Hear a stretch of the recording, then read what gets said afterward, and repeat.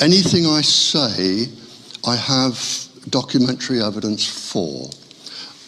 I can't bring it all here.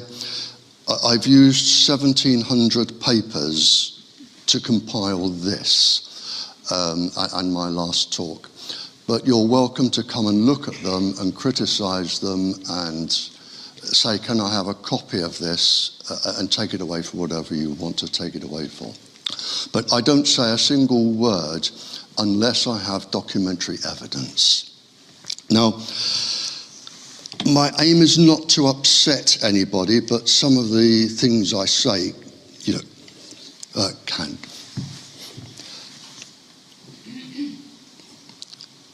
Between 1949 and 1962, everything we needed to know about microwaves was known and published. By 1962, all of the dangers, all of the hazards, everything was known. And when I say all of them, between the superpowers and us, the brain at that time had been studied for brain waves, and microwaves could be used to penetrate the brain and cause behavioral changes. And by 1962, with the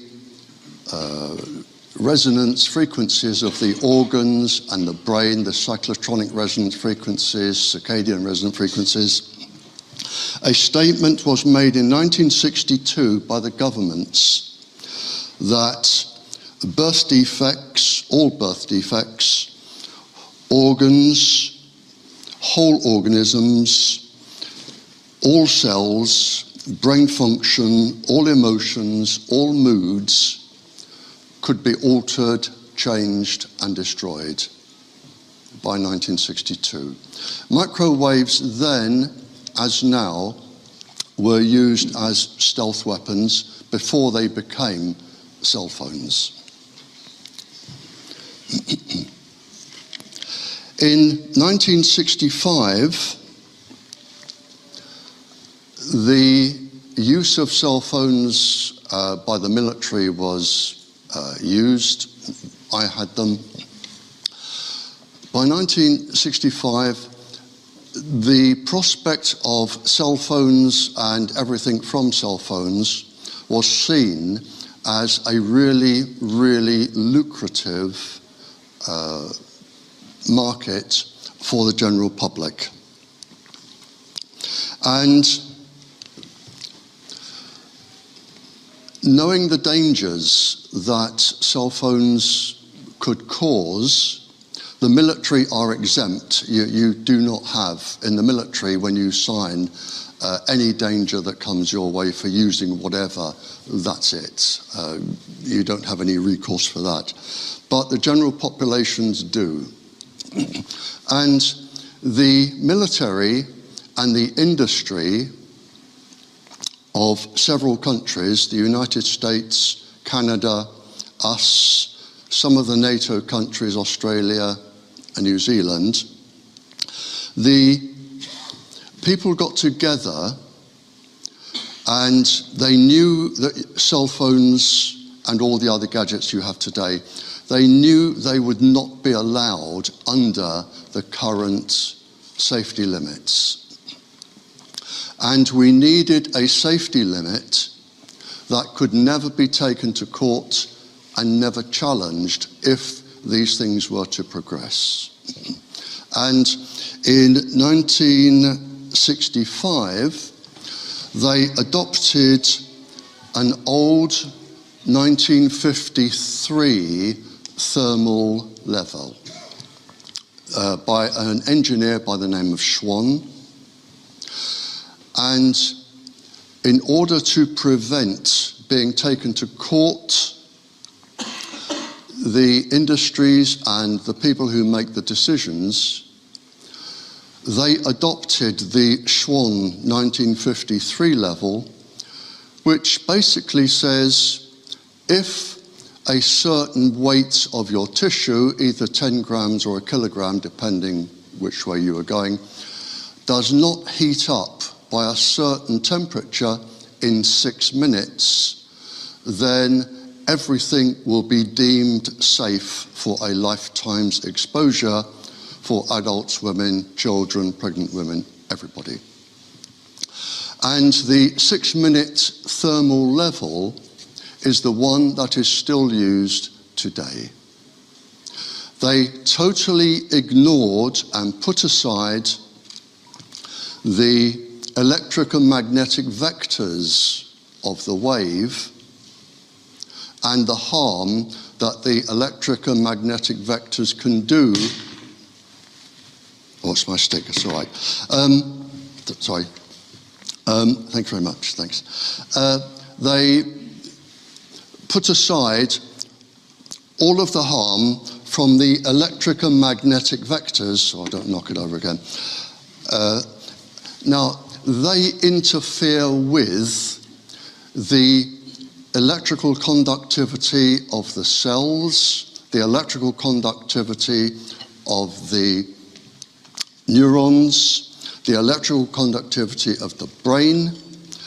They interfere with the resonant frequency of the circadian resonant cells, the cyclotronic ions. In fact, they interfere with everything. So all of those were brushed aside, and we stuck with the 6-minute thermal limit.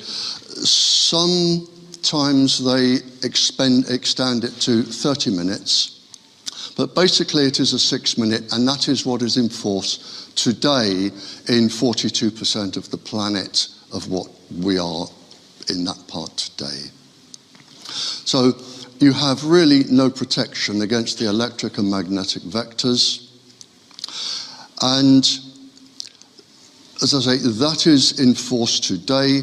That comes from the International Commission for Non-Ionizing Radiation Protection, who advise what was the government scientists, now Public Health England, who advise government, who advise councils, and it comes all the way down, and it is still in force today.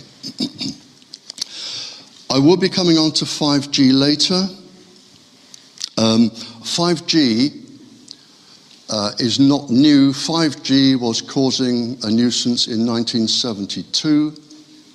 The only thing new about 5G is its name, 5th generation. That's it. That is the only thing new. It is well documented. There are many research papers on it.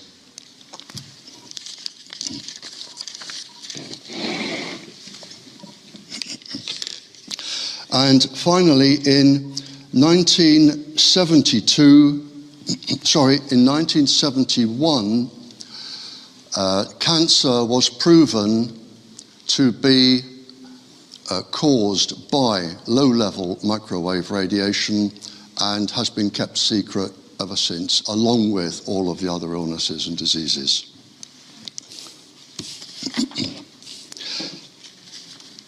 In the early 70s, this document was published. It was by the American military. It is top secret, classified top secret. And it lists 2,000 research papers, 2,000, and each of those took many, many years to construct. 2,000 research papers, because in those days the military did the research with the universities. And it covers all of the illnesses which you can expect to get and die from continuous low-level radiation. This, I think, is the most shameful document ever to be published. It is by the World Health Organization. We pay them to protect us, and we trust them to protect us. In 1973, the World Health Organization had a conference in Warsaw, Biological Effects and Health Hazards of Microwave Radiation, Below Thermal Radiation, which is what you have on your cell phones. 350 pages documenting harm to the ordinary person. 107 different chapters. Chapter 40 deals with cancer, I think 28 reproductive faults. But instead of telling the world, I don't know who made them make the decision, instead of telling the world, it was stamped top secret with a big red top secret stamp. It still is. And you still will not be told about this. They will not admit to it, even today. The second most shameful document, I think, is this one. This was published between 1972 and 1976. The final part was 1976. It is from the US Defense Intelligence Agency. And the document says, if the more advanced nations of the West, which is us, are strict in the enforcement of exposure standards, there could be unfavorable effects on industrial output. Industrial output is profit, and military function.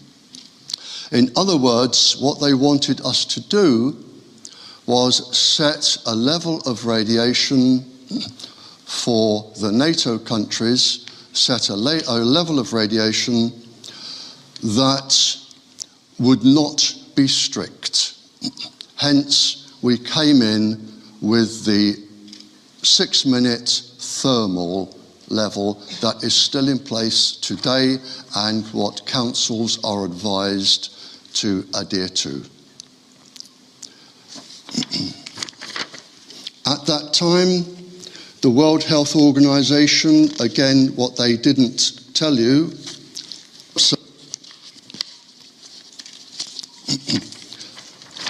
on their website, or on their, what they had on these days, 80% of the published papers linked cancer to low-level microwaves. And the others, you had neurological damage, birth defects. There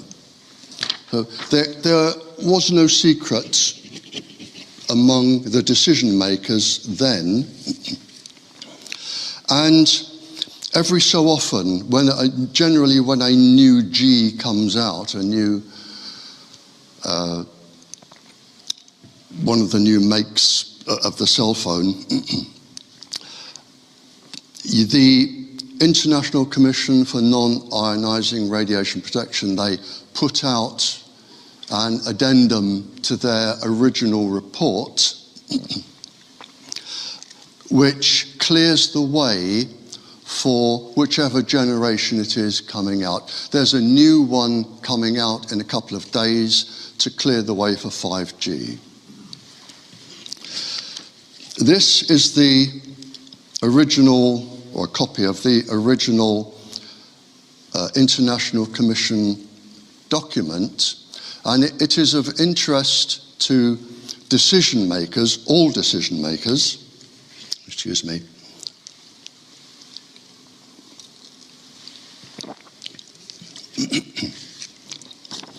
because I think I'm not legally trained and I cannot understand people when they talk to me who are legally trained. But I will give you my interpretation of this. And this is for council decision makers and all other decision makers. They actually say in this that their recommendations are guidelines. They are not law. You do not have to adhere to them. They are guidelines. They say they only consider involving the heating of tissue. They go on to say, for example, children, the elderly, and some chronically ill people may have a lower tolerance for one or more forms of these microwaves than the rest of the population. They will be deemed sensitive.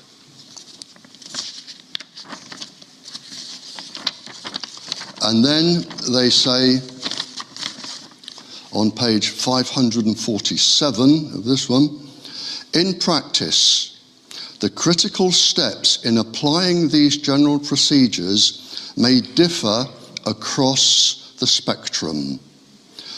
Several steps in these procedures require scientific judgment. For example, on reviewing the scientific literature and determining an appropriate reduction factor. In other words, in my simple brain, if you are told that something is dangerous, as a decision maker, you have the authority to say, this says this level will cause this. I am instructed to reduce the level to a point that is deemed safe. You do not have somebody walk into your school or somewhere and say, sign here, Gov, these are radio waves. We've had radio for 100 years, no problems. And then, zonk, there's a transmitter, and you come back a week later, and like Lego, some other people have gone dong, dong, dong, dong, dong, dong, dong. And you've just a mass of things that you don't understand, and nobody will tell you what they are anyway. Now,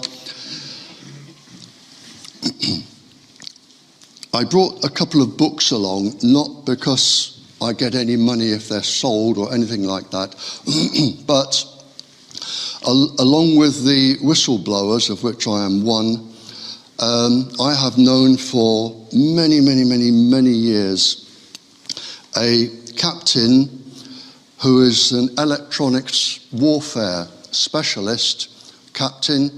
He worked with the Canadian military government and CIA, and he published a book. And in this book, and I can give you the title, and he's updated it. This is the original. He's updated it for 5G.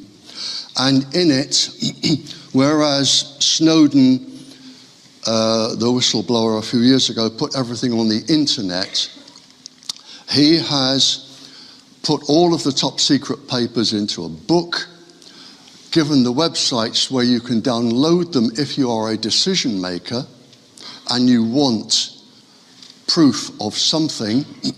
He includes our government, the International Commission, and he's put them all in a book under different categories, everything to do with cell phones, Wi-Fi, 5G, government, and all that. But the reason I want to quote this one is because he has quoted that before this bubble bursts, with children and everybody running around with everything stuck to the sides of their heads, it is expected and anticipated there will be 2 billion deaths. Now, I questioned that in my own mind, and I thought, that's a lot. And in my simple Janet and John brain, I couldn't work out what 2 billion deaths actually means. But it is, if you imagine everybody who died in World War II, it is 28 times that number. And that's a lot. But when I started looking into this, I thought, well, I remember when I was teaching, and I remember the time in the early 80s when I said to my science class, and I said, we have just passed the 100,000 deaths a year rate in this country for smoking-related deaths. And then you start looking around the world for smoking. Smoking was linked to, they didn't know the name then, but they knew that you had lung congestion and died with big black ugly bits in 1870. Smoking was linked to cancer and death in 1870. In 1939, all of the science was in place to have it stopped. Then the government scientists and industry scientists, who are sometimes one of the same person, step in and they delay things for 50, 60 years, which is what happened to smoking. Exactly the same with lead in petrol, and there are many other examples. So when I looked at this and I thought, well, smoking is probably comparable to 2 billion by now. Lead in petrol certainly will be. And I looked around a few figures, and a 10-year international study around the world in various countries had many, many thousands of miscarriages, suicides, deaths around transmitters. Lima, near Peru, the country, is known as Cancer City, where it is unregulated. Just 2 provinces in India, they have 50,000 brain tumors in children and 100,000 plus dead in the provinces attributed to mobile phone masts. And so it goes on. And when you start looking at examples like this, in a paper I wrote, and anyone can come out to my house and read it and copy it. In a paper I wrote, there was a survey done, I'm trying to think, probably 15 years ago, of some of the schools in France and Spain, and they found 200 schools with cancer clusters of 8 or more different types of cancers attributed to the transmitter in the playground. We had one I was involved in, 11 children under 11 with leukemia. After a transmitter went up, they all died. It was taken to Parliament. The MP put forward a very, very good case. It took 18 months to get to Parliament. And the minister stood up and said, we are within international guidelines, and sat down. And that was it. In fact, the minister lied. We're not within international guidelines. There are, and I'm not going to dwell on these, but I just, for the decision makers, I will just run through a couple of these. There are already deaths. Go on, Barry, sort yourself out, man. What's the matter with you? There are already deaths from Wi-Fi in class, from here to New Zealand. There are 136 studies of harm in schools, proper studies, from Wi-Fi and transmitters in schools. There are 48 studies on child suicide. It's going up around 4% every year. I'll just stop there for a second. It is the pulses or modulations from the frequencies. Professor Mio, King Saud University, he has shown, especially in a child's brain where the tissue is particularly soft, the skull, he has shown that the microwaves penetrate deep into all areas of a child's brain. And a scientist, Pennifael, P-E-N-I-F-A-E-L, in 1997, he listed a list of 1 to 600 pulse frequencies that could cause neurological and physiological damage in the body. In the paper I had there from the military, they list all of the symptoms that you can be warned about if you are taken to court, and the last one is severe neurological damage, including death. So, suicide is one of the 5 most commonest from microwaves going into the brain. And I'm not a neurosurgeon, I just know from experience.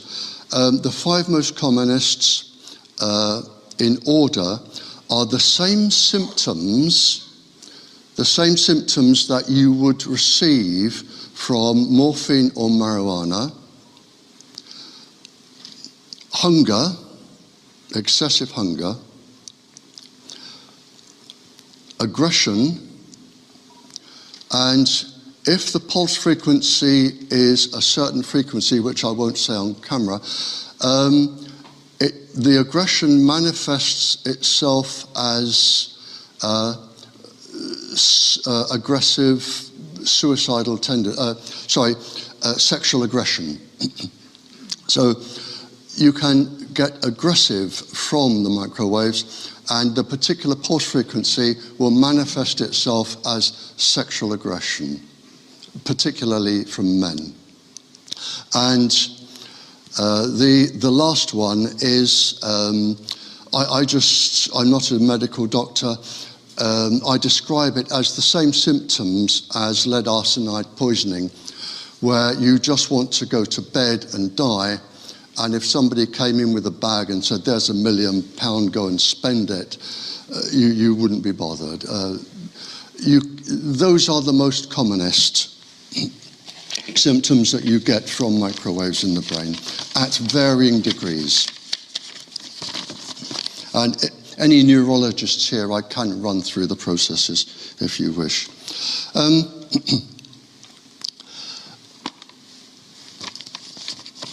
Right, okay, here we go.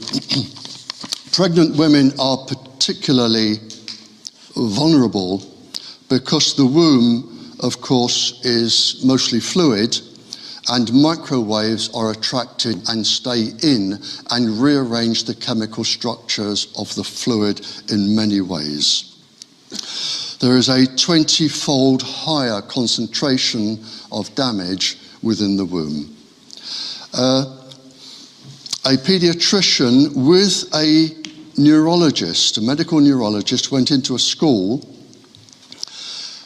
I don't know the size of the school, but he found 31 children with physical damage and neurological damage related to the transmitter. The World Health Organization published a paper that showed that a level of microwave irradiation for a pregnant woman can reach 47.7% as a miscarriage, stillbirth, or genetically damaged child rate. 47.7%. A paper published a few years ago, just a couple of years ago, by the European Academy for Environmental Medicine, who are an incredibly talented bunch of doctors and clever people. They looked at their own research and came up with 48%. For school children, and I have taught pregnant school children and I've worked with pregnant teachers, for school children you can add a risk factor of between 10 and 20% more. I don't know exactly, and I don't know anybody who does, due to the increased electrical conductivity in their bodies, the absence of a full working immune system that isn't really up and running till they're 18 or so, the absence of the hardness of the bones and the easiness of the microwaves to penetrate the bones, which are not really fully developed till they're around 27, the last being the clavicle. And of course in the bones you have the bone marrow, which helps with the immune system. So children are particularly vulnerable, between 40% and 60% vulnerable. When I'm talking to governments or royalty or people like that abroad, the one question I say to them is, if you do nothing, and a lot of them are, this isn't all bad news, 58% of the world are doing a lot. We're not, but 58% of the world are. And my aim is to get us doing something. When I say to them, if you do nothing, just look at let's take an average of 50%. The mathematics is relatively simple. It's like a decay curve, a nuclear decay curve. In one generation of exposed children, let's say 20 years, a half of your newborns are going to have some sort of defect if they are alive. Another 20 years, you're down to a quarter. Another 20 years, you are down to an eighth. So in 60 years, I say to them, and this isn't my work, this is the work of proper, real professionals doing this job. In 60 years, only 1 in 8 of your children can be born or expected to be born healthy. How are you going to run your infrastructure? How are you going to run your health service? Who's going to pay for it? Where are the taxes coming from? Who's going to man the factories? Where are they coming from? The only answer to this is mass immigration. That is the only answer if you wish to survive as a country. And I'm coming on to trees and animals later.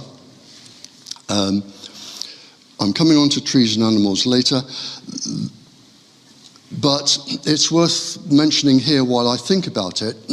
The scientists will know this, but we all have the same 4 chemical bases in our DNA. Any tree can read your DNA sequence. The nucleotides won't do it any good because it doesn't interest a tree, because a tree doesn't do what we do. But any tree can read your DNA sequence. And anything that damages our DNA, and if there are any professionals here who would like to know the sequence through the cell, I'll happily give it to you. Anything that will damage our DNA will damage all other living species' DNA, all of them, plants and animals. And the figures are showing this. And as far as I know, there are only 3 living things on the planet that seem impervious to microwaves. There are, as I said, 48 papers on childhood suicide, which manifests itself quite a lot with cell phones. There are as many papers on breast cancer, and I can't go into the breast cancer now, it is a mammoth topic, but I can do questions. I have a picture here which I won't show, but you're welcome to come and have a look if you wish, of a lady who tucked the cell phone into her bra. But breast cancer is a phenomenally high rate among people who carry cell phones in their handbags or have the metal stays in the bra. And finally, on this little section, a surgeon from Plymouth, a brain surgeon, questioned why the amount of brain tumours he was seeing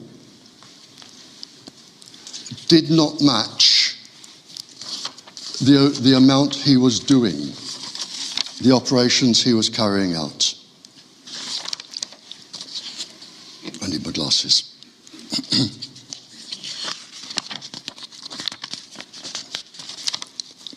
And the answer, if I can find it, here we are. The brain surgeon challenged the statistics. And we looked into this. I had a letter from him and I wrote to him. And I sent him a copy of this. And our statistical office of statistics, whatever it is, they take, or they did then, and it's, as far as I know, it's still going, they are taking 40,000 brain tumours off these statistics every single year. 40,000. And it is justified. What they are saying is, aha, the endocrine glands in the brain are not actually grey or white matter. We associate the brain with grey or white matter. Therefore, they're not really brain. Therefore, the tumours of the endocrine glands are not brain, so we can take those. So we take off the 40,000 endocrine cancers a year. And this is how it goes on, and this is how you get your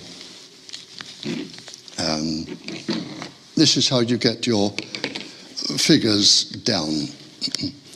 But I did say to the doctor, surgeon, you work for the NHS. If you try and raise this, I have known 2 area health authority, whatever the chief person is called, the chief of the area health authority, I have known 1 be threatened that she would lose her job in 1/2 of 1 day if she brought this to anybody's attention, and the other one that the best thing he could do was keep quiet and stick to other things.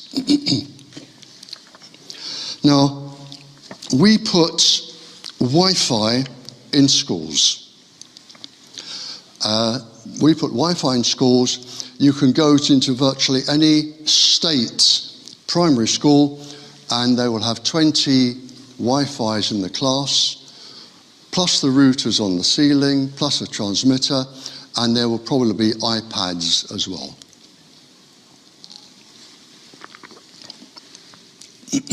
And they are all microwaves.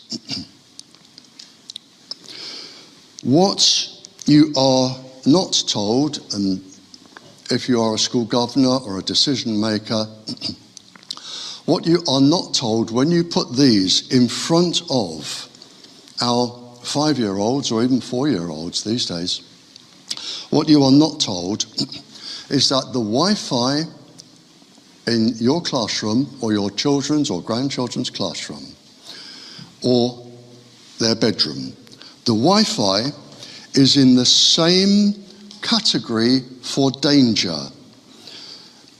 The World Health Organization, International Agency for Research on Cancer.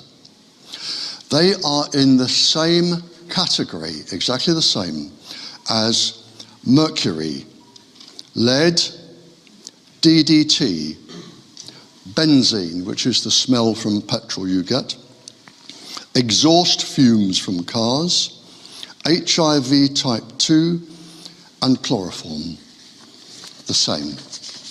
Now, if I walked into anybody's school with any of those and said, here you are, play with this for a day, I would be jailed, certified, sectioned, and jailed.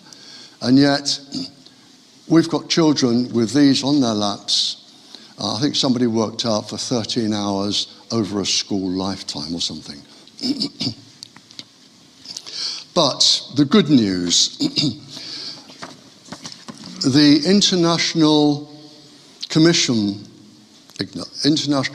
for Non-Ionizing Radiation Protection, they have been a very, very tightly guarded body, secretive. You can't join them, you have to be invited to join them. They don't answer to anybody, they are not elected. And they have been a very, very close community. But just Saturday, they are based in Germany. On Saturday, we have a defector. And with 5G coming, he is not prepared to do what they are doing or be a member of their gang anymore. And this arrived from Germany on Saturday for me, and he has said, and he has gone public, there are now 2 large, well-executed and solid studies that point in the same direction. Cancer from exposure from all of these technologies. The data in the large study, which found clear correlation between exposure to mobile radiation and cancer rates, shows even greater cancer risks than revealed in the first report. Therefore, World Health Organization hazard Class 1 instead of today's Class 2, which is the one I've just read. It is an airtight, argumented conclusion which supports an overwhelming amount of research. He is asking the world to upgrade the cancer certification from grade 2, which is mercury and lead and benzene, up to grade 1. He said the research substantiates that. Now, I'm going to finish off for 10 minutes, then we stop for a break. I'm going to just finish off with a few bits on Wi-Fi, because I think this is important, because these are our children and grandchildren.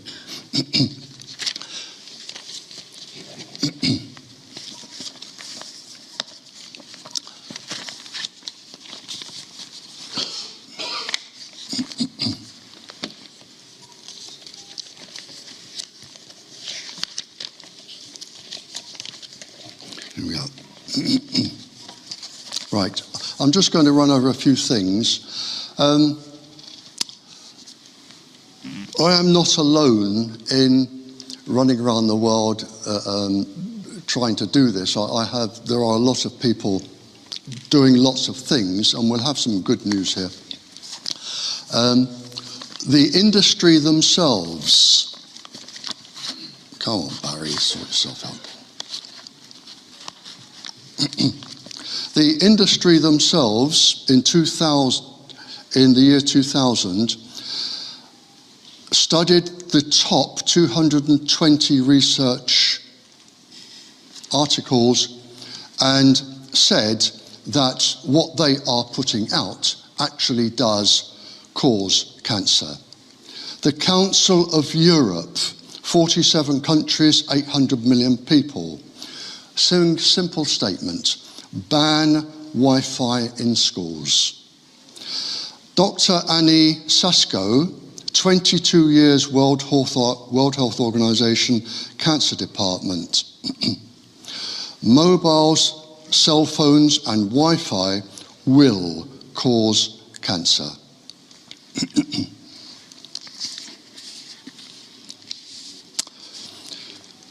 Switzerland, France, Germany, Belgium, England, this is not the state schools, England have started to remove Wi-Fi from schools.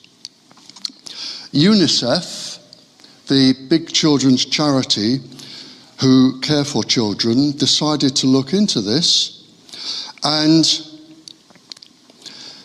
they did their own study, nobody interfered, and they came up with their own conclusion. They found there was an 85% risk of brain and heart damage. And in fact, in Canada, I think it is, in the schools, they've had heart attacks from children from Wi-Fi, and now the classrooms have defibrillators in. 85% brain and heart damage, 36% epilepsy, 11% neurological harm, 82% blood, immune and fetal damage. Iceland, Cyprus, Italy, Canada, Russia, USA are either removing or starting to remove Wi-Fi from schools. Okay. Finally on this, just two things. I think this lady, internationally, she is renowned for being particularly clever. And I'd like to read just what she wrote here. She is a pediatric neurologist, Dr. Maya Klein, and she has said, pregnant women deserve to know that wireless radiation can have an impact on the developing brain. We're seeing alarming increases in the number of children diagnosed with neurological disorders over the past decade. And finally here, I've got an article here. I won't take it out and show it to you. It's a very large article published in a science journal, and because he was so worried, and with no disrespect to some of the people here, and I know some of the people here because I know them, are recognized nationally and internationally for their knowledge. With no disrespect to the people here, Professor Yuri Gregoriev, who is chair of the Russian Federation for Nuclear and Atomic Sciences, and probably the most knowledgeable person on the planet concerning microwaves and harm, he came over here for one specific purpose. He wanted this article published, which it was, and he gave a lecture, and he wanted to warn our government, do not put microwaves in schools. Do not put Wi-Fi in schools. Wi-Fi will have severe neurological damage and physical damage to our children. He came all the way over here just to say that and to warn us. And anyone wants to see the article, you can come around my house and read it and photograph it.